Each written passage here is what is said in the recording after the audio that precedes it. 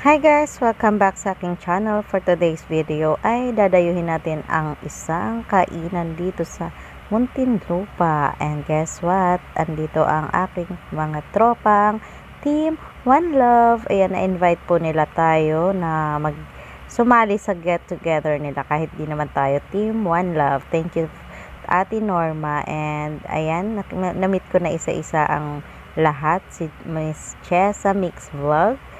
Ang magandang si Ate Norma ang nag-invite sa akin, and ang the rest ay mahiyain, si Myra Aquino, si kapatid niyang si Mylene, and Falls, I hope pala hindi Falls, and the rest is mga kaibigan, mga pinsan ni Jessa. So eto na nga guys, titikman natin ang pinagmamalaking luto ni Ate Norma dito sa The Seafood House. Let's see. So, habang nagkukwentuhan nga sila dun sa lamesa, nag-sightseeing ako dito sa kanilang mga brochure kung ano ang ating makikita. Ayan po guys, ang mga prices and mga bundles na meron sila. May 1,999, 999, and 799.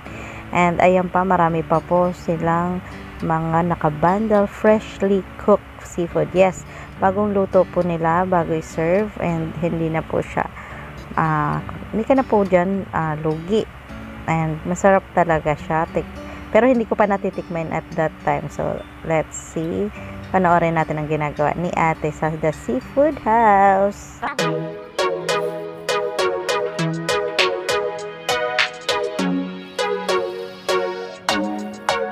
Guys, kung mga gustong pumunta dito sa The Seafood House sa may tabi ng munisipyo ng Muntinlupa, sa papuntang Lakeview or Green Heights, tapos sa tabi ng Mighty Mart. Marami ditong store. Meron tayo ditong Sizzling House, Halika, meron ding Anyong, meron ding Unlimited Samgyeopsal. Pero syempre wag niyong kakalimutan pumunta dito sa The Seafood House. Nandiyan si Ate Norma, ang ating kusinera. Meron ding Skies. At meron ding, ramen and sushi. So, ibig sabihin, mga Japanese food. Meron din ditong Smoke Shack, Fry and Grill, mga barbecue. And fried noodles, mga Korean. Meron din tayo mga ilan pa, teacup tea. Ayan, milk teahan naman tayo. Ayan, vlogger na hindi sikat. Ayan. Ayan, punta lang kayo dito para ma-experience ang sarap. Ang sarap. Ayan, si Ma'am Jessa nagba-vlog ng product ni Sir Philip. Ayan, ang ganda ni Ma'am Jessa, di ba? Ayan, subscribe din yung channel niya. Ano, Jessa? Jessa Mix Vlog. Jessa Mix Vlog. Ayan, iniwan nyo si seafood dito, Nandito rin si Team One Love, Myra Aquino. Ang magandang si Myra.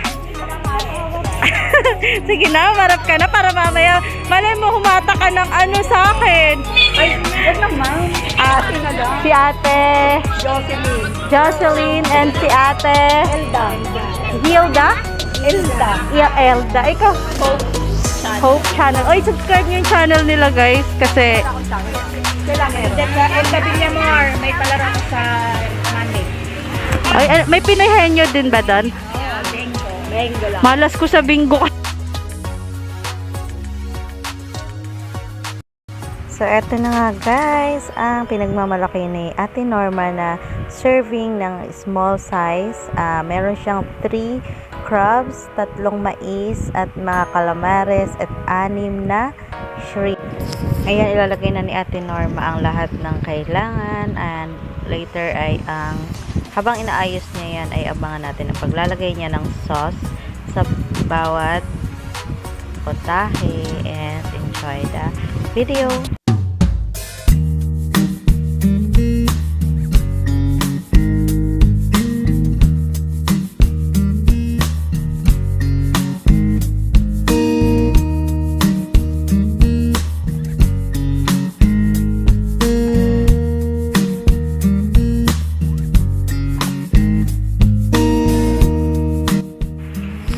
guys, galit-galit muna tayo at mukhang magkakaalaman na ng lasa at ng mga kung ano-ano pang lasa ng product ni Ate Norma. And sisintensyahan na natin to. Kita pa yung bilbil ko. Madadagdagan pa yan mamaya kasi makakadalawang kanin ako. Oh my God. Yan. Sasarapan natin ang pagkain para maingganyo kayong lumamon. Hindi nakain to guys. Lamon na. Ayan. Kita pa yung mga alaala ko sa Romblon, mga peklat. Ang sarap ng suka nila dyan guys. Ang sarap as in. Parang gusto ko na tunggain. Pero naalala ko yung mga kasama ko dahil nakikisawsaw din si Ma'am Jessa dyan. Sorry Ma'am Jessa, pero muntik na talaga kitang ubusan. So ayan guys. So ayun na nga, sa hindi malamang dahilan natapon.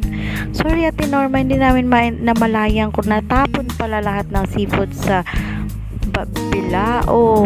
Hindi namin namalayan talaga, promise. Hindi alam namin kung saan napunta yun. Di pa ako nabubusog. Ayun lang. So after the lamon, meron naman pong magte-take out. Dalawa, yayamanin ng peg. Ayan. Isang bilaong malaki, 1,099 and 199 and isang 499 ata yung isa. So, sa mga magte-take out, ayan po yung packaging nila. Please visit dito. Bye-bye.